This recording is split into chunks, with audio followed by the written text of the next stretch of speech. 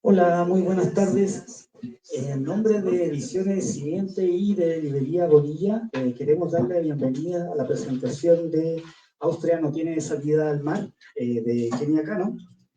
Para esta ocasión contaremos con la presencia de la autora, Kenia Cano, de José Pérez Robleda, de Dani Virquén y de Sergio Lara, que es el editor de este caso de Ediciones Simiente. Bienvenidos.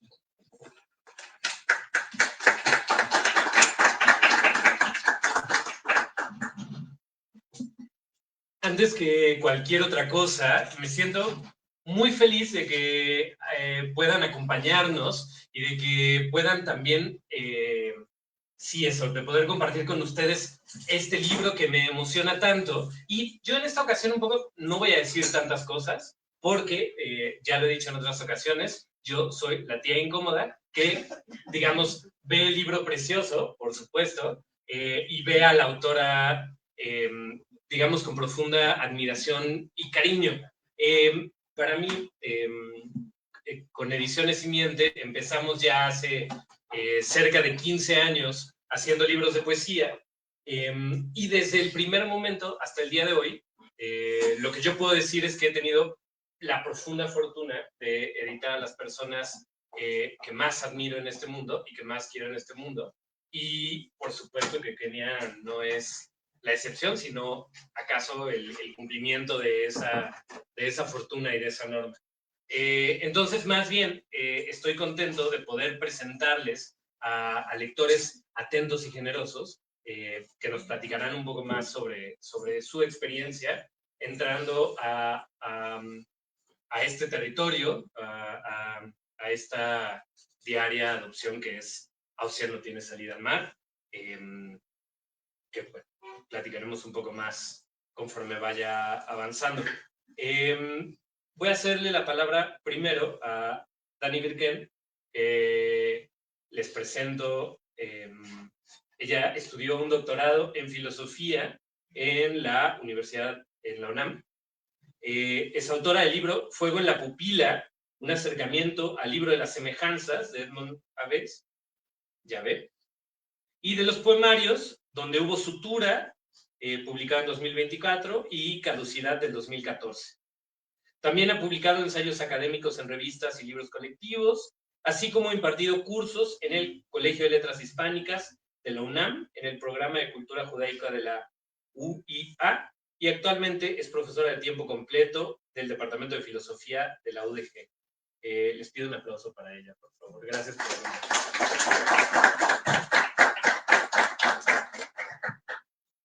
Bueno, pues yo estoy profundamente agradecida con Kenia por la confianza de convocarme a comentar este hermosísimo libro, y con Ediciones Simiente también por propiciar este encuentro. Les comparto que la lectura que hice de Austria no tiene salida al mar me fue detonando reflexiones y sentimientos, sensaciones muy variadas, que intenté organizar en un texto, pero que no siguen un camino lineal, porque un poco el libro, así como el mar, me agarró, me dio varias vueltas, y bueno, hizo conmigo esto, ¿no? Se los voy a compartir sin más para no comerme demasiado tiempo, y ojalá que pueda haber espacio para preguntas, para quienes quieran conocer también un poco más a Kenia. Austria no tiene salida al mar. El título de este libro parece aludir a un país encerrado en sus propias fronteras, colindando con otros mundos sin salir nunca de sí mismo. Sin embargo, los países que habitamos en nuestra memoria más íntima tienen subterfugios a puertos y ciudades insospechados. Así como advierte Milán que escribir poesía es estar exiliado antes de salir al exilio, podríamos pensar en consonancia que la poesía es también una experiencia de orfandad en y por el lenguaje. Escribimos no desde una pretendida potestad sobre las palabras que utilizamos, sino desde la dolorosa claridad de su insuficiencia, sabiendo bien que nunca hay palabras que llenen el vacío de lo que se abre paso y nos desgarra: el amor, el duelo, el asombro por el origen, la absoluta incertidumbre ante la muerte. Sabiendo también que no hay mayor regalo en ese mutismo que nos toma por sorpresa que la diaria adopción, cito a Kenia, de un lenguaje provisorio con el cual transitar las fracturas que nos habitan. Armado con impecable oficio por la poeta y artista plástica mexicana Kenia Cano, y editado por Ediciones Simiente, este libro refugio, artefacto de palabras e imágenes, bueno, ya lo verán, estaría padre poder tener uno aquí abierto para que vean de qué se trata. Es una invitación a practicar ese extrañamiento cotidiano a través de la mirada infantil, que no se limita en este caso a la figura del niño que recorre sus páginas en medio de su propio proceso de adopción, sino a toda vida capaz de comparecer con curiosidad y humildad a ese extrañamiento por el lenguaje. Y cito, el propósito, advierte la autora desde las primeras páginas, es estar cerca de un proceso personal, diaria adopción. Entre recortes de revistas, banquetes de sonidos, sopas de letras y casitas de caramelo y caminitos de hormigas inquietas, la madre y el hijo juegan a entrelazar memorias para formar un mapa compartido. Ella acude a los retazos de su propia infancia para intentar entrar en comunicación con la historia de su hijo, sabiendo que hay fragmentos irrecuperables, continentes que han quedado demasiado lejos y que jamás habrá manera de sustituir. El lenguaje secreto que se teje entre la madre y el hijo abre campo a una herencia multicultural, donde el Danubio y el Rin se cruzan con el ahora entubado río Churubusco, donde la lectura de Goethe y Hölderlin dialoga con el relato de un príncipe, es persa el relato de Aurangzeb, pero es de la tradición de las miniaturas mongoles, ¿no? Y manadas de elefantes barritan junto al recuerdo monumental de osos polares. Algunas de las interrogantes que se abren paso son: ¿cómo acompañar el duelo prematuro de un hijo adoptivo que ha perdido a su madre biológica? ¿Cómo convertir los propios brazos en río a la medida de aquel cuerpo que quisiéramos contener? ¿Cómo amar honrando esa sagrada diferencia que hace del otro, aún en la más estrecha cercanía, también un enigma? A mi hijo no lo tengo, lo soy, decía en El tiempo y el otro el filósofo lituano Emanuel Levinas. No para reafirmar una pertenencia, sino para dar cuenta de un misterio. Ni siquiera compartiendo la misma sangre, franqueamos esa distancia infinita que nos separa del otro. Quizás en la intimidad que se construye a través de un vínculo por adopción, se haga todavía más evidente ese carácter inapropiable de la persona amada que se encuentra a nuestro cuidado. Convocar, mas no asfixiar, anota la poeta como una sabia prevención, sorteando paso a paso esa distancia, aprendiendo de ella. Nunca cantes algo para encerrarlo. No levantes la vista si no levantas primero el corazón. Reza el poema Diaria Adopción, que habla de actas y compromisos, de rutas y atajos, mientras reflexiona sobre los límites de las herencias y los gestos que asumimos por convención y que corren el riesgo de sedimentarse en nuestro cuerpo con el peso de estériles creencias. No adoptes lo que hicieron tus abuelos si no te gusta. No adoptes por costumbre, por rito familiar, por imitar. Y enseguida, retorna al horizonte abierto de la ficción para incitar a las voces convocadas a una rebelión lúdica y lúcida. Si una adopción es una creación ficticia, incluso de lazos familiares, ¿para qué adoptas esta palabra?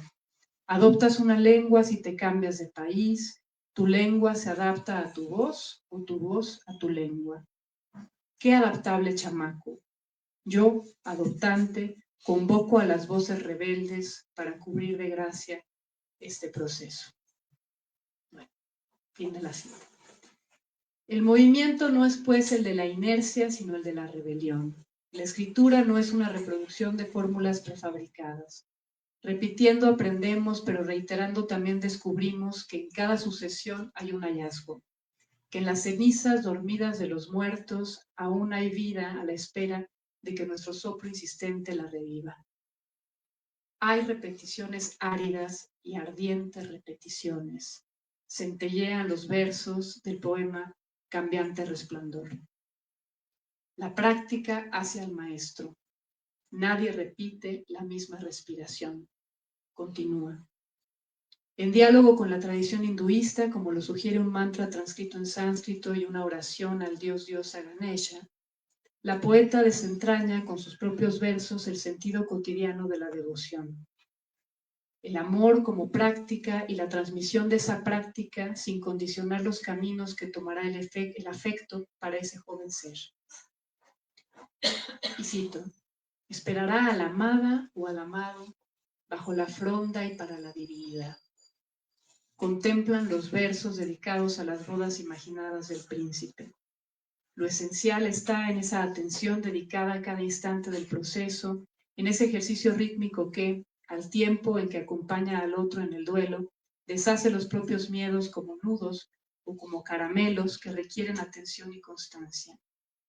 Y cito, a mí me gusta deshacer el caramelo con la lengua, lo que no entendemos también. Es ese mismo espíritu lúdico el que desintegra a pulso la arbitrariedad de la jerga legal, pues como bien nos mostró Kafka en el proceso, el lenguaje puede servir como un dispositivo de poder que excluye al otro de su código impuesto. El vocabulario que acompaña el proceso de adopción se muestra como un acertijo impersonal al que conviene responder con humor. Y cito, ¿desde qué órgano decidió amar al niño? Traduce la autora los invasivos exámenes médicos del protocolo de adopción. A toda constancia de idoneidad corresponde otra constancia de imperfección, ironiza. No sé qué quieran decir ni patria ni potestad, esa invención de territorios y amores, poder limitado. Advierte, mostrando la precariedad deliberada de nuestro concepto patriarcal del parentesco y propone desarmar palabras legales, leales, eso sí, cualquier asunto vulnerable que no se limite a un confín. Acta de nacimiento, acto de nacimiento. Subvierte con inteligencia la esterilidad del trámite y allí donde solo parecería haber un tedioso papeleo, irrumpe un torbellino de signos pleno de nuevas significaciones que se aglomeran en el poema desbordando la rigidez de las estructuras humanas. Dictado de peces, sentencia de pájaros, código del beneficio estelar, brevedad, breve edad. Esos juegos de permutación y descomposición de palabras que descubren en ellas otras nuevas no son un capricho, sino una meditación en busca de afinidades ocultas. Con la lentitud de los elefantes que recorren el mapa emocional de esta historia, la voz del poemario deja largos espacios en blanco, islas para sortear lo inaprensible, pues no todo puede ser comunicado. Las verdades que no queremos ver toman la forma de un elefante encolerizado, Sudacar, que si sabemos enfrentar nos mostrará nuestro propio reflejo. La infancia, condición de aquel que aún no habla, es comparada con un tumor en el cachete de un pájaro, una interrogante persistente, lo que no se puede decir sobre el proceso. Sin embargo, aún asumiendo esa imposibilidad, la voz del poemario hace otra cosa. Rinde testimonio. Ser testigo es narrar por alguien más, prestar como Ganesh la propia voz y la propia memoria a la memoria del otro, hablar en nombre de la ausencia, recolectar y ensamblar vestigios. Y cito, lo que importa no lo instauran, lo recolectan, no lo fundan, lo ensamblan los poetas, recolectar, ensamblar. Ese ejercicio de ensamblaje, collage o montaje que se expresa además plásticamente en el armado de esta obra y que sigue a la fragmentación producida por la pérdida, se vincula también con el gesto del recogimiento que tiene una presencia fundamental en el poema A este tal le falta el duelo. Alusivo al epígrafe, al hermosísimo epígrafe de Hölderlin, donde el poeta romántico advertía que los celestes enfurecen cuando los mortales no se han tomado el tiempo necesario para recogerse. Y cito, hay que recogerse, dicen los celestes, como las cochinillas, recoger las rocas que lanzas enojado en el patio, recoger los trabajos que continúas haciendo en el colegio, tus primeras palabras escritas, el nombre de tu amiga Cons, anticipando el consuelo. Este consuelo que se anticipa pero que no termina de llegar, este proceso que permanece abierto, sea quizás la verdad que late en el fondo de este libro. No hay recetas ni respuestas para el duelo, únicamente un trabajo paciente de recogimiento donde el proceso se vive, se profundiza. La atención de lo que reúnes. Religión. Anota la autora, porque la trascendencia no está en esas ambiciosas promesas que prometen monopolizar las instituciones, sino en el acto sutil y cotidiano de religarse, con ese misterio que se revela en el aquí y el ahora, la huella pequeña de un recién nacido, la fruta que cae y ofrenda, la fruta que al caer ofrenda sus mieles, los elefantes regresando al lugar donde yacen sus ancestros para acariciar sus huesos. Vínculos que estrechamos con el universo en una sola vuelta y por aquí. Resume brillantemente Kenia. Austria no es más que un terruño imaginario, una porción de infinito. Un proceso de adopción es la prueba fehaciente de que ni los títulos ni las fronteras pueden limitar los confines de un parentesco, de que los efímeros vínculos que alcancemos a estrechar con el tiempo limitado de nuestra vida, se cifra el lazo que nos une con el universo entero. Y cito, el infinito está en todas partes, también, y por qué no, en cada relación, relación de partes, parentesco.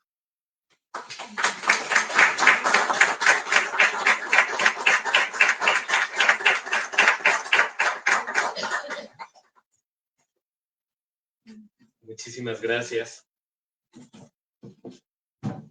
Escribir nos pone siempre frente a una decisión. Mallarmé dijo que el poeta es la voz de la tribu y el escritor, me parece, tiene dos opciones para interpretar la aseveración mallarmeana, que es que el poeta ha de adscribirse el poder de la voz, pero me parece mucho más interesante e indicativo de lo que pensaba Mallarmé, que es una voz que nace de la tribu, que es a través de su voz que se comunica eso que ya está vivo. Y en este libro, una de sus grandes virtudes y maravillas es que la voz que nos convoca, la voz que nos llama y nos interpela, está también construida a partir de esa noción de tomar lo que ya estaba ahí, de vincularse con el otro y de no elegir, digamos, un material único o no entender a la literatura como un material único que se recicla, sino como la posibilidad de establecer muchos diálogos. Y en ese sentido, como editor, fue una experiencia muy hermosa poder trabajar con Kenia, porque era también un libro que invitaba y que invita a muchas lecturas, y creo que eso es algo que van a poder descubrir cuando lo tengan en sus manos. Es un libro que no solo está hecho de las palabras de Kenia, no solo está hecho de palabras, sino que recolecta imágenes, que recolecta la palabra de los otros y que nos recolecta también a nosotros mismos y nos involucra. Y por eso también, durante todo este proceso, no hemos dejado de formar parte de un intercambio y de una construcción colectiva en el mejor sentido, que nos llevó, por ejemplo, a imaginar una exposición en la que Teo y Fer doblaron muchos origamis de elefantes y tuvieron que descubrir cómo, que les pregunto a ustedes, y cómo se hace un faro de origami. Bueno, eso lo descubrieron ellos, que nos involucró a nosotros a aprender a pintar paredes, a proyectar, que involucró a músicos, por ejemplo, que construyeron piezas sonoras para acompañar la lectura de estos poemas, y que, digamos, con cada presentación, con cada relectura, va asumándose a este collage y va construyendo este mosaico. Las voces que hoy nos acompañan son también parte de este mosaico que Austria ha adoptado y que ahora nos permiten formar parte pues sí, justo de este poemario. En ese sentido, pues bienvenido seas, José Antonio Pérez Robleda, quien es educador, poeta, filósofo, papá y, por supuesto, empecinado cocinero. Desde hace más de 10 años ha intentado mejorar este mundo, transformando la educación y se declara a sí mismo un firme defensor de la tecnología como un mecanismo que une a las personas. Fue accessit del premio Adonais de Poesía Joven en España y autor del álbum ilustrado Malitzin, La Mujer Palabra, publicado en 2023. Además, es fundador del podcast de poesía Nada Dos Veces y les pido un aplauso grande para eso.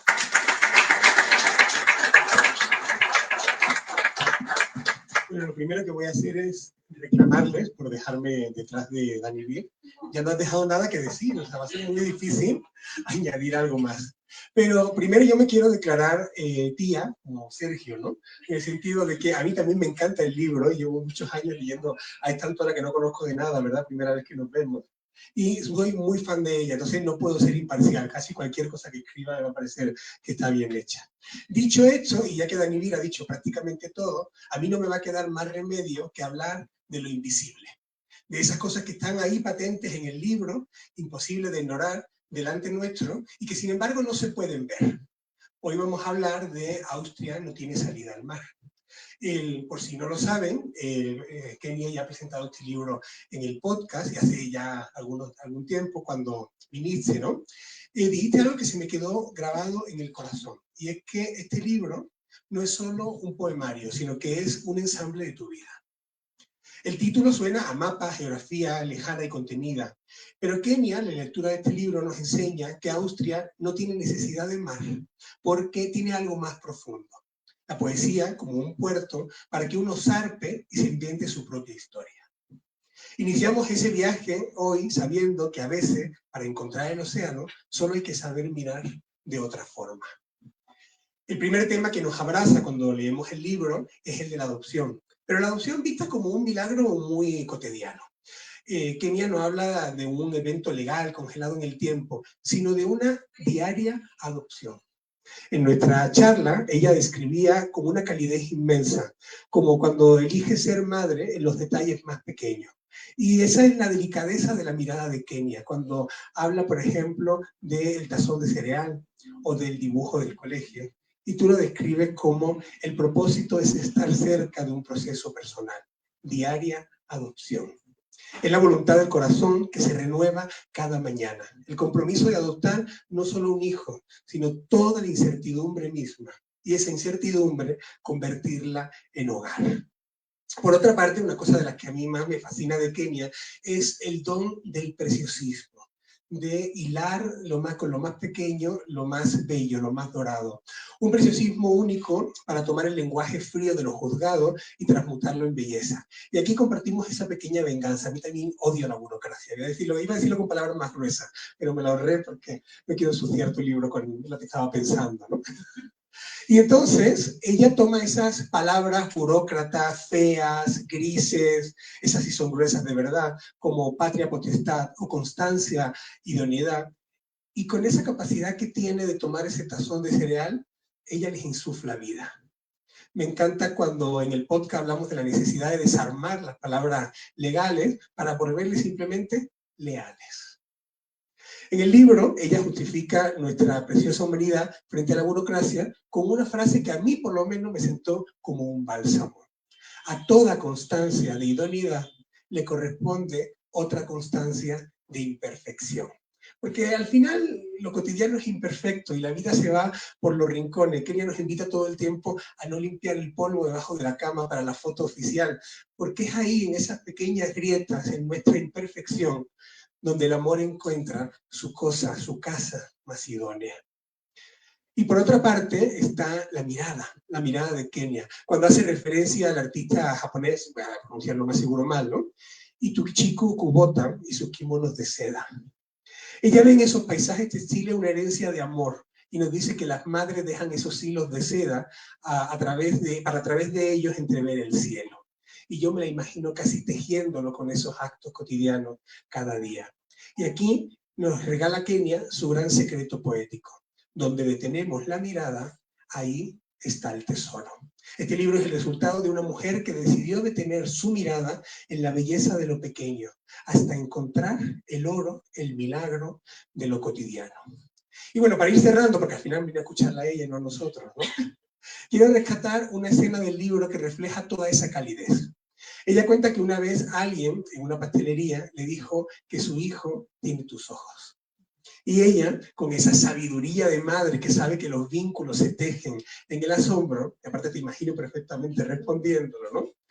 Dijo, es que los dos volteamos a ver el cielo del mismo modo.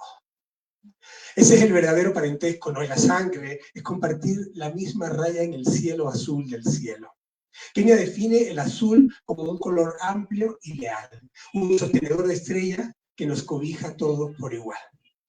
Empezamos diciendo que no iba a poder hablar más que de lo invisible, que Austria no tiene salida al mar, que mi compañera había dicho todo, pero después de haber editado este libro, de haber compartido esta charla, entendemos que lo invisible, lo que no podíamos ver, en realidad solamente estaba en la mirada, en la forma en que Kenia mira el mundo y nos invita a mirarlo a través de ella. El círculo se cierra con la certeza de que no importa la geografía si tenemos el afecto. Como ella dice para despedirse de sus versos, y esto ya también lo tomaste tú, el infinito está en todas partes, también, ¿por qué no?, en cada relación. Muchas gracias por venir a mirar estas cosas invisibles que Kenia nos invita a ver desde sus ojos. Muchas gracias.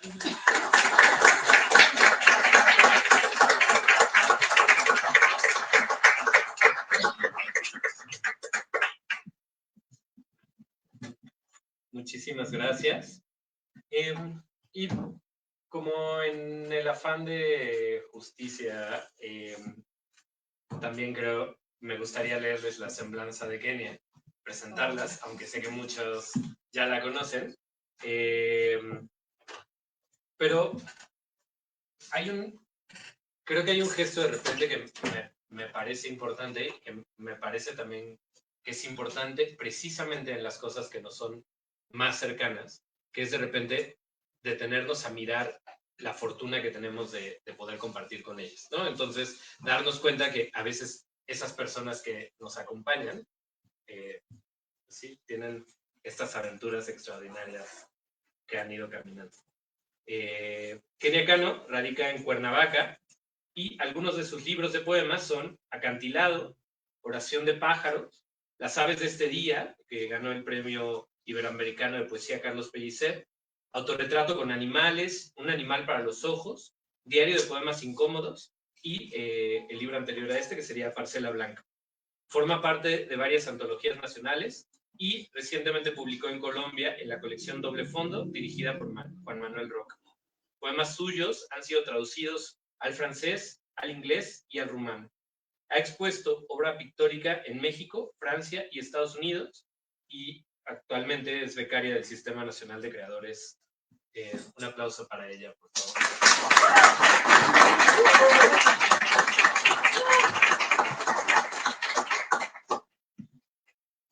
Hola, estoy muy agradecida de que estén aquí, cada una de estas personas queridísimas, gracias. Gracias por acompañarnos. Y bueno, me siento absolutamente honrada de estos dos maravillosos lectores que creo que no podrían presentar mejor el libro que con esas palabras, ¿no? Porque uno siempre hablar de tu propio libro, uno es bastante malo en eso, ¿no? Así me declaro. Pero me siento muy afortunada, pues, porque se hablara de toda esta invisibilidad. Me siento muy agradecida en ambos casos, ¿no? Como lo no dominado, la incertidumbre, la duda, y solamente ese tránsito, porque me parece que eso sigue siendo la poesía, ¿no? Ese mapa que intentamos hacer, pero que finalmente pues no existe tampoco, no es. El título es un mero pretexto Austria no tiene salida al mar, no es nada, es decir, no es nada del libro, ¿no? Y todo el mundo me preguntaba, ¿y por qué Austria? Bueno, ¿y por qué no? ¿No? Pero bueno, voy a leerles mejor algunos poemas y nuevamente, por supuesto, agradecer. Si la poesía hace algo es vincularnos y vincularme en este caso también con Sergio y Ana como editores que son cálidos, amorosos y que le ponen tanto amor a las cosas, pues es una correspondencia muy bella con lo que uno intenta hacer con la poesía. Entonces, bueno, eso también hay que agradecerlo muchísimo y pues son ya mis amigos para toda la vida. Y también me han adoptado y yo los he adoptado a ellos y creo que todo es una adopción en este mundo, todo nos adopta. Y gracias también por adoptarnos esta librería, gracias por adoptarnos esta noche en esta lectura. Y bueno, pues les voy a leer de la constancia de idoneidad, que se mencionó algunas veces. El sol calienta como debe, ha provocado los incendios a los que está destinado, arde cada cosa en su lugar, y serán evaluados psicológicamente, económicamente, socialmente. ¿Conoce a alguien que pueda hablar bien de su pareja? Escriba 5 cuartillas mínimo, con los asuntos más importantes de su vida. Recortar manchas, abreviar, y les harán también un examen de salud. Óleos y ungüentos para que aguante el corazón. Análisis de sus vísceras. ¿Desde qué órgano decidió amar al niño? ¿Tiene la edad propicia para hacerlo? ¿Por qué la madre consanguínea murió tan joven? ¿Debió pasar tantos exámenes? ¿Por qué no leen nuestra idoneidad desde el momento en que nacemos? ¿Está usted preparado? Tomen una foto de la fachada de su casa. ¿Puedo enviarle el dibujo que hizo mi hijo? Parece una cárcel, ¿sabe? Son tiempos difíciles. El obstáculo intruso, debo mostrar, presentar evidencias. Este hogar y no otro es idóneo. Y comeremos aros de calamar y saldremos al parque a las 5 en punto. Y leeremos un cuento antes de dormir. ¿Te acuerdas de ese de la gran pregunta? Y los jueces para dictar sentencia, y los asistentes sociales para dar fe, y los psicólogos para leer vacíos entre palabras. ¿Y si compramos la casa con el pasto más verde? A toda constancia de idoneidad corresponde otra constancia de imperfección. No tomes fotos de las grietas de la casa, tampoco de lugares donde se ha sentado el polvo. Por ningún motivo muestres lo que guardas debajo de la cama. Diles que cuando te levantas tienes una ola de cabello que debes desaparecer, la imperfección en el peinado y bajar pronto a desayunar. La tortilla se ha quemado, el licuado tiene demasiada espuma, tu perra se ha comido un cacho de jamón. Así inicia idóneamente la mañana.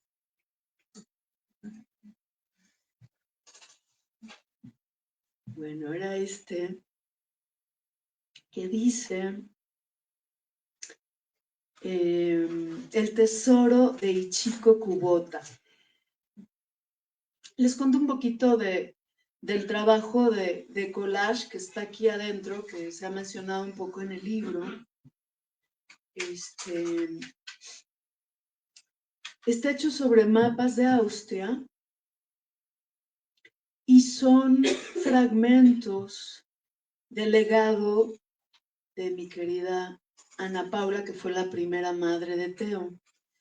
Y de alguna manera en estos collages se ensambla un poquito la historia, ¿no? Y uno de estos eran los kimonos de Ichiko Kubota. Entonces, de alguna manera se quedó también, pues los retazos que vamos dejando nosotros en la vida, ¿no? Como estos pedacitos de los sitios que hemos visitado, de los lugares donde hemos estado. Y yo lo que quise fue ensamblar también estos papeles como para este nuevo territorio al que llegaba Teo. Entonces les voy a leer este de Ichiko Kubota.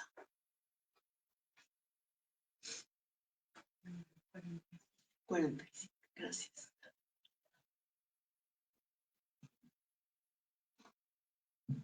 No solo a los niños les gusta buscar tesoros, las indicaciones de lo secreto, atravesar un kimono bordado que dejó la madre, convertirlo en umbral, puerta de entrada, los tesoros soplados por el aire, lo que no se atrapa en ningún ensamble de papel ni de palabras, la tensión de lo que reúnes, religión, postura ante lo divino. Tesoros que solo ella concibe. No podrías ni en 7 historias definirlo tú sola. Lo que brilla sin estar sujeto a nada. Resplandor silábico. Ir acercando piezas y pasar como un soplo por ahí. El cielo provisional. Lo que bebe el colibrí de las flores más altas. Tu madre visitó el museo de Ichiko Kubota. Podemos imaginar que después de ver algún tesoro entre vitrinas, salió a contemplar la punta del monte Fuji. Donde detenemos la mirada, ahí está el tesoro encontrado, lo que mira el ojo interior. También hay tesoros enterrados en el oído, regalos que no alcanzamos a ver. Los objetos solo proponen elevar oraciones. ¿Con cuál devoción habrá Kubota, cosido, bordado, teñido la seda, sedas que tu madre atesoraba, para que a través de los hilos pudieras entrever el cielo?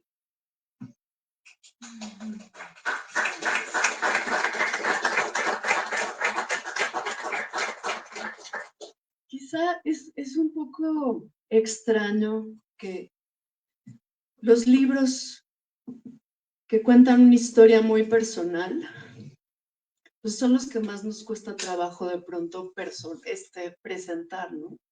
Porque se vuelve entonces como muy directo. Esta es la historia de una adopción, pero en realidad no es nada de eso, ¿no? Sino, pues como ya les dijo Dan y Bir, son otras cosas más inacibles. Como doblar un origami, que eso ya lo mencionó Jorge, estoy muy nerviosa. ¿Por qué me molesta nerviosa? Tú tienes la culpa. Ya ven que se dice que hay que doblar 1000 grullas cuando uno está pasando por una pena grande, ¿no? Y yo me acuerdo que en casa doblábamos origamis muy a menudo, ¿no? En toda esta transición, y fue realmente un enorme acompañamiento ahí nada más estar haciendo esos pliegues silenciosos. Dicen que cuando ya doblas los 1000, entonces la pena pasa. Y algo así yo creo que terminó sucediendo, ¿no? Doblamos conejos, doblamos elefantes, faros, que ya dijeron, doblamos muchas cosas, no solamente grullas. Pero seguramente Dan y Bir, como ya se sabe todos los poemas, no, es cierto. Ya me puedes decir dónde está el de origami. No, yo ya lo encontré, lo siento, Once. Bueno, ¿y quiénes de ustedes han doblado origamis? Eso. Bueno. ¿Para qué solicitarte un elefante o un oso polar? Haces aparecer con esos pliegues dragones temibles color verde, o conejos que insuflas como un dios. Orejas muy atentas para registrar el estupor. Oru Kami. Devoción con la que doblas el papel e imitas el regalo que los samuráis intercambiaban. 1000 grullas libres con los papeles intactos que dejó mamá. Y hay varios de esos papeles de origami también aquí en el collage, ¿no? En esta serie de collage que van a ver, hay como muchos de estos papelitos también que se usan. Y este poema de Niño con pájaro,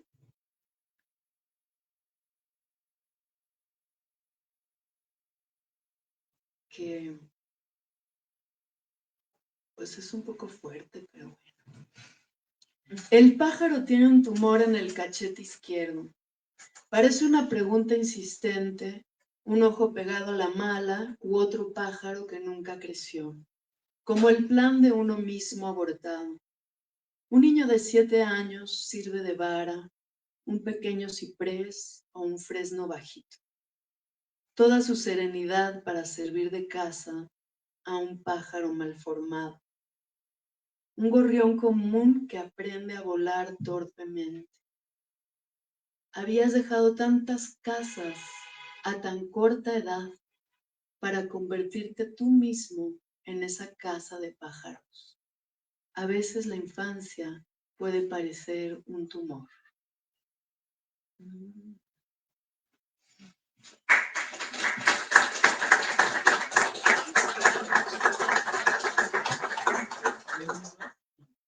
Y si alguien quiere preguntar. Ok, si quieren ya pues leemos uno nada más y ya podemos, unos dos. Bueno, en los agradecimientos la verdad que está muchísima gente. Muchos de los que están aquí, dentro de ellos está Tamara, Emiliano, porque como dijo Sergio, este es un proceso colectivo y realmente estás tú, Lali también, ¿no? Muchos que formamos parte de este proceso y bueno, agradecerles también eso, que aquí seguimos. Yo no me di cuenta que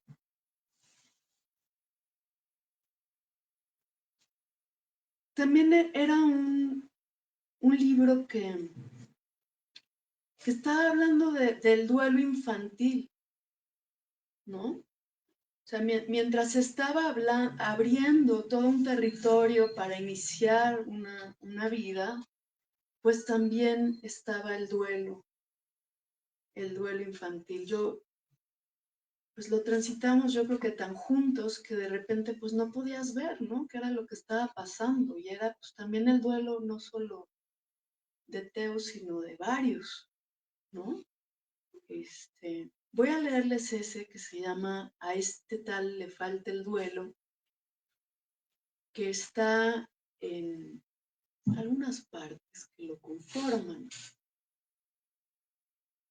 Y Dani Vir, como ya se lo sabe. Tú eres la tía insoportable. No, se supone que eras la tía que te lo habías aprendido. Ah, ok. Bueno, ya no voy a leer el epígrafe porque luego me dio mucha pena que estuviera aquí Helderlin, ¿no? Porque cómo te atreves a meter a Helderlin, ¿verdad? Bueno, pero uno hace esas cosas de repente. Fíjense que hay muchas voces atravesadas de poetas que escribieron en alemán por un capricho personal, ¿verdad? Porque este hijo amado tiene sangre por ahí, de esas tierras lejanas. Y entonces yo decía, ¿qué viene de ahí? Pues viene el idioma, el alemán. Y me pareció que lo que nos podía acercar era la poesía en alemán. Y por eso es que aparecen algunas de estas voces como Track o como Hölderlin o otros. No porque uno para nada los domine, ¿verdad? Bueno, dice, a este tal le falta el duelo.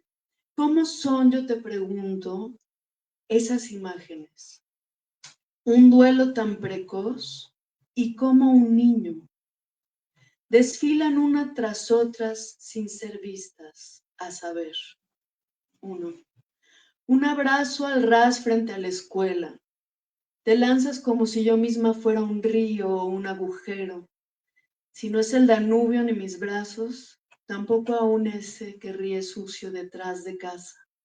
una pantle donde se desnudan las palabras y yo debo hablarte de su muerte. Solo te sigo por el agua, te sigo con tus botas de hule, te sigo en tus 5 años. Y deseo 5 bocas para estar callada, pero la abro. Digo que mamá está mal, quizá no sane. La salud abundante, la salud del decir o cual, esa que nos sostiene y hace que sigas caminando. Qué minúsculos peces en el agua, qué sedientos, qué abetos silenciosos. 2. Un samurái.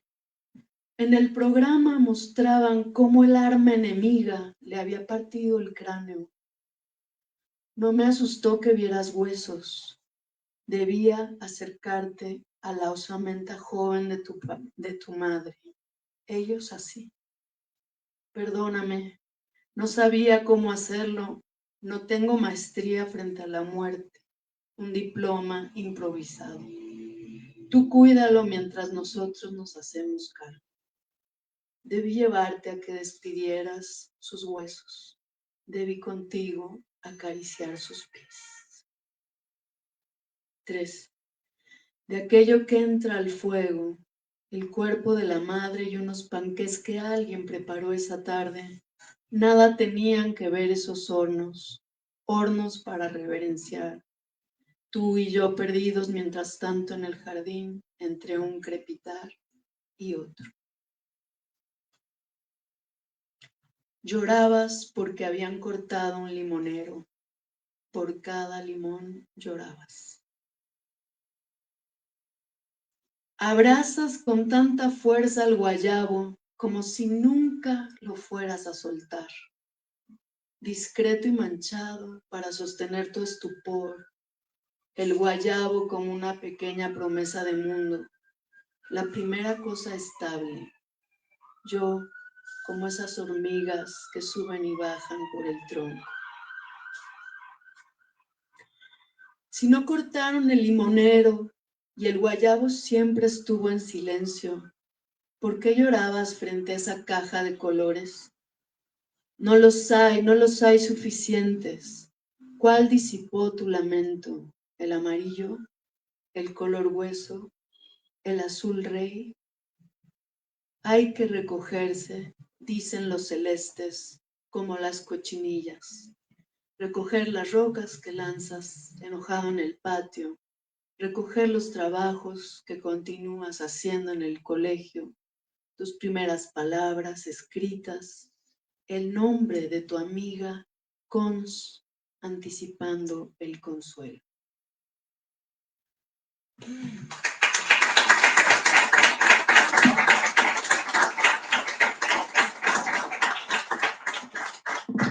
Pues otra vez agradecerles muchísimo que estén aquí y pues,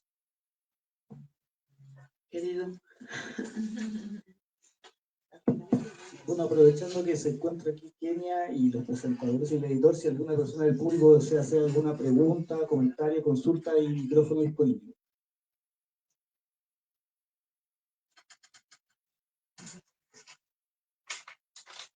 No muerde la autora.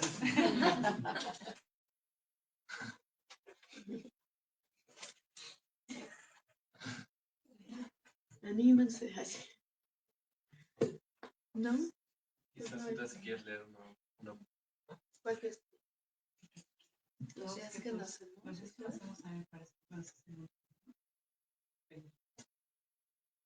El último. Ay, pero a lo mejor ustedes platiquen. ¿No?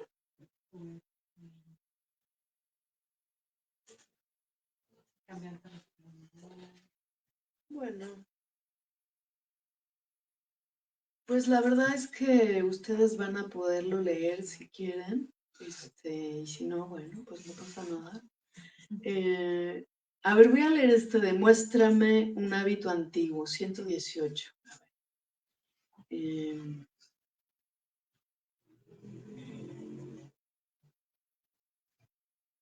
Dice, Esconderte debajo de la cama, hacer una bola con el migajón, arrancarte un padrastro, observar las manos de tus amigos, la forma de sus uñas, ver a tu padre comerse las suyas, entrar a la papelería porque sí, recortar una monografía, hacer dibujos con ventanas para levantar y encontrar, hablar con el abuelo y aprenderte su número de memoria, pasar las cuentas en el ábaco, guardar el equilibrio sobre las bardas, arrancar las raíces largas del pasto, aspirar la luz que entra en el domo, querer conocer al extranjero.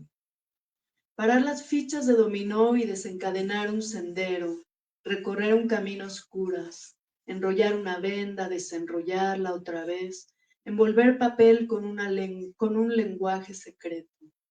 Imágenes que solo tu amigo y tú descifran, resolver un problema matemático, tocar Stairway to Heaven y mirar la textura blanca en el techo.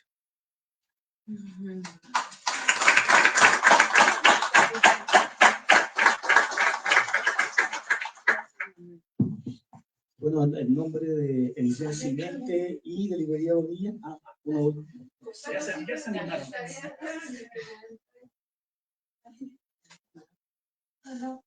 Bueno, felicidades, Kenia, de verdad que muy hermosa tu poesía. Y bueno, me pregunto, como que siento que toda esa contemplación que nos transmites es hacia ese niño, ¿no? Que está siendo adoptado. No sé si hay algo que tenga que ver, algún poema no he leído tu obra, pero sobre ti misma o sobre sí, los padres adoptivos o la madre adoptiva, o sea, cómo se perciben ellos y qué experiencia entraña la adopción en cuanto al dolor o al gozo, o qué sentimientos implicaría esa experiencia. Oye, Cosette, pues yo creo que sí, un poco de todo eso está en el libro. Sí, yo pensé que justo este libro iba a poder abrir, quizá no justo en este espacio, pero tal vez en otros. Creo que es un tema que no muchas veces lo abrimos, ¿no? O sea, hay muchas veces que el tema de la adopción es más bien como oculto, cerrado, no se dice, pues incluso pues a muchos niños ni siquiera se les dice el hecho de que son adoptados, ¿no? Entonces, bueno, a mí me parece, pues quizá que en este libro aparecen algunas cosas que quizá puedan ser motivo, ¿no? De hablar esto y está todo, la parte dolorosa, la parte difícil y también la parte gozosa, ¿no? Sí. Pues ahí hay otra pregunta.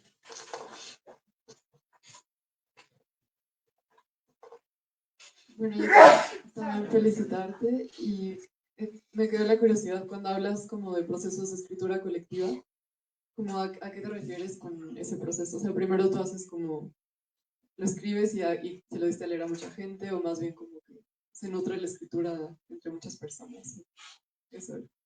Sí, creo que la segunda, en este caso, aplica más, ¿no?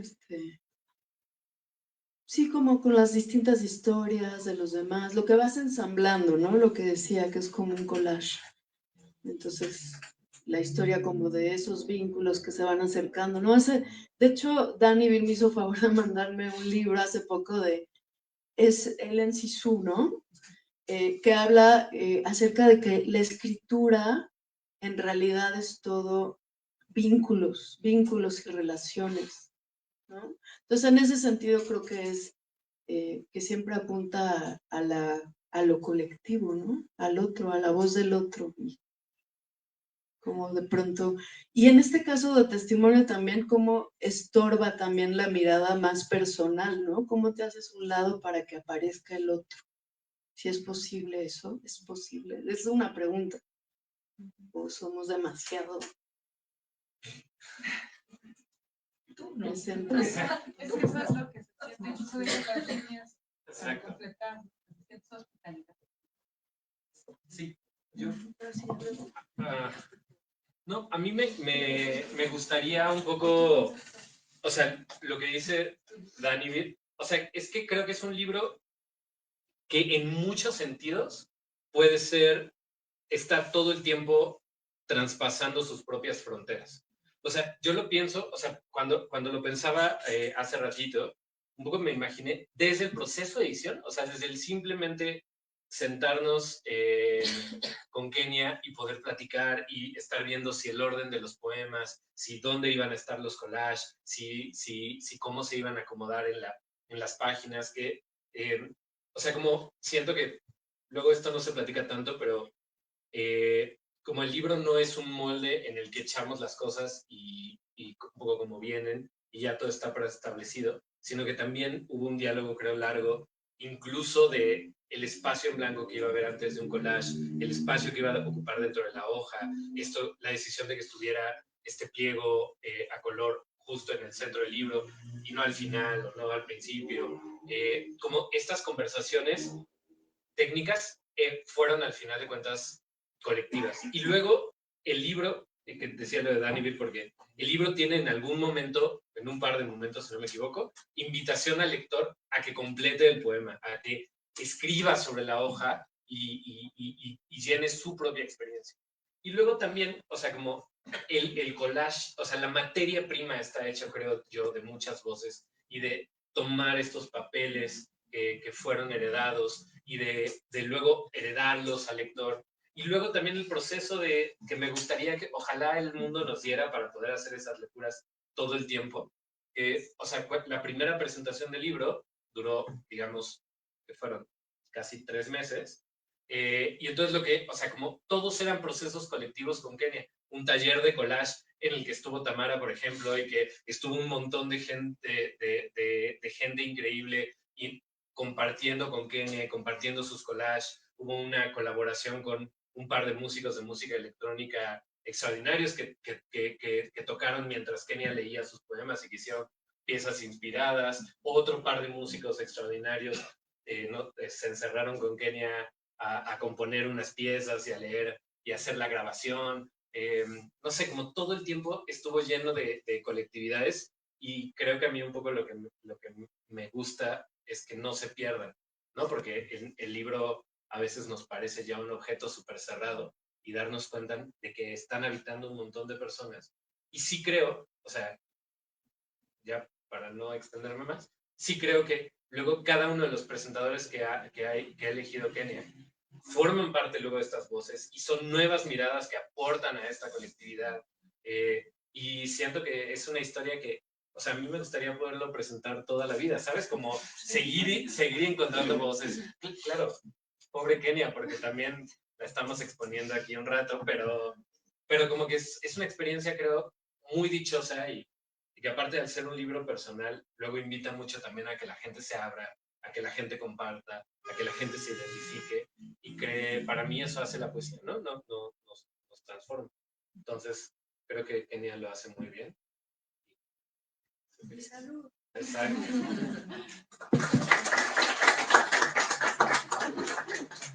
Bueno, Kenia, yo la segunda vez que vengo en la presentación de tu libro, estuve en la primera. Primero felicitarte porque hablar de nuestra vida personal no es fácil. Hay que ser valiente para escribir lo que estás compartiendo con todo el público que te lea, que viene, que te escuche. Es súper importante porque lo que estaba diciendo Sergio ahorita, el libro te abre a otras experiencias, te mete a cuestionarte sobre tu propia vida, sobre tu pasado, sobre los secretos familiares. Hace un momento platicaba justamente con Ana Cristina sobre los secretos familiares y justamente las adopciones son muy difíciles de enfrentar. Generalmente la adopción se oculta en la mayor parte de las familias y creo que algo muy difícil también pues es para el adoptado, que generalmente vive en la oscuridad, en una mentira, porque no se le dice, porque no se le habla.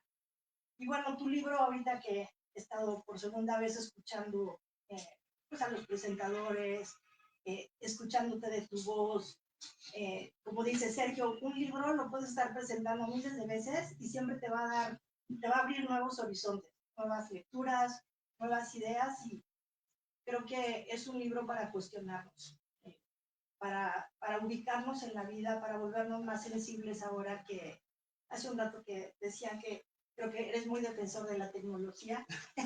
Yo me dedico también a la educación. Sí defiendo la tecnología hasta cierto punto, pero la tecnología también nos está volviendo insensibles y tenemos mucha falta de empatía hoy en día. Entonces creo que este tipo de libros, de lecturas, aún una narrativa, no nada más la poesía, pues siempre nos va a abrir mundos, siempre nos va a abrir mundos y nos va a hacer cuestionarnos en dónde estamos parados, qué clase de personas somos, qué caminos queremos seguir llevando y sobre todo, bueno, en mi caso, opinión personal, los libros cuando hablan de tu vida, cuando son autobiográficos, parte de esto, pues estamos siendo honestos, estamos abriéndonos al mundo.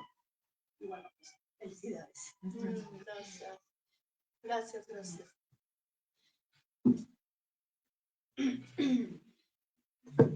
Bueno, en nombre de Ediciones Simiente y de Librería Bonilla, queremos agradecer a Kenia Cano, a Dani Virquén, a José Pérez Robleda y a Sergio Lara por esta presentación de Salida del Mar. También aquí al público presente, hay ejemplares del libro sobre el mostrador por si les interesa. Muy buenas tardes.